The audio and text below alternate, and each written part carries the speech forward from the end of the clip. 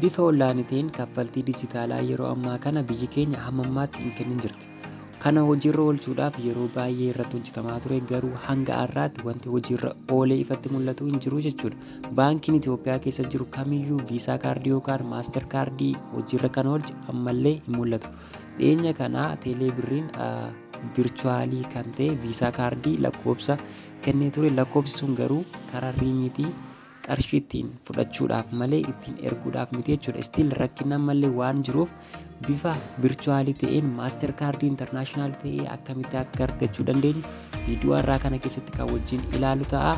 Maatii yuutuub chaanaalii keenyaa ta'uudhaan sabskiraayib, laayik, sheer gochuun dagatinaa. Isin viisaa argachuudhaaf riikwiirmentii akkamii barbaachisa kan jedhuudhaaf jalqaba naashinaal aayidii qabaachuu qabdu. Yoo naashinaal aayidiin qabdan ta'e immoo paaspoortii vaalidii ta'e qabaachuu qabdu jechuudha. Baayinaansiin akkasumas viisaa kaardii baafachuudhaaf iddoo lamaan isaatti verifaayii waan gootaniif kana lamaan keessaa tokko qabaachuu qabdu jechuudha. Soor jalqabaa bakka sarchii kanatti biitnoobii jettanii sarchii gootu gara googil pileetti isin geessaa jechuudha. Kan kanaan dura instoolii godhee waan hin jiruuf oopiniin godhaa. Isin garuu instoolii gootu jechuudha aappii sana yoo hin qabaanne ta'e. Kanaafiyyuu anama oopiniin godhaa jechuudha. Kanaan dura akkaawuntiin hin qaban ture, isin garuu niw yuuseriidha waan ta'eef niw yuuserii filattu. Jalqaba irratti maqaa keessan barreessitu. Itti aansitanii maqaa abbaa keessanii barreessitu jechuudha. Yeroo baay'ee laast neemiin maqaa akaakayyuu ta'a, beektu jedhee yaada. Achi iimeelii keessan barreessitu. Iimeelii keessan irratti konfirmeeshiniin isinii dhufa yookaan verifikeeshiniin koodii achirraa fudhattu waan ta'eef jechuudha. Itti aansuudhaan biyya keessan bakka amma jiraattan filattu jechuudha. Biyya isin amma filattan kun iddoo naashinaal aayidii keessanii wajjin tokko ta'uu qaba.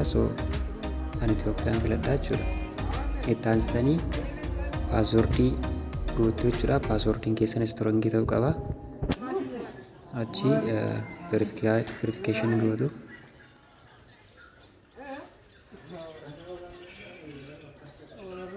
Sana booda lakkoofsi verifikeeshiniin iimeelii keessan irratti isinii galaa, deebitanii dhuftanii as keessa gashitu jechuudha. Itti aansitanii ani looginiin godhee akkaawuntii waan hin qabuufi jalqaba gaafa akkaawuntii banattan daashboordii kanatti isinii dhufa. Daashboordii kanarratti dirqama qarshii guutuu qabdu. Karaa isin qarshii guuttan baayinaansii yookaan immoo USD irraa guutuu dandeessu jechuudha. Baayinaansii irraa karaa ittiin godhan iddoo kan biraa keessatti kan waliin ilaallu ta'a. USDnis eksternaalii karaa barbaadan ta'uu danda'a jechuudha. Amma viisaa kan kanaan dura kan hin qabudha. Gatiin viisaa gatiin ittiin guuttan $3dha.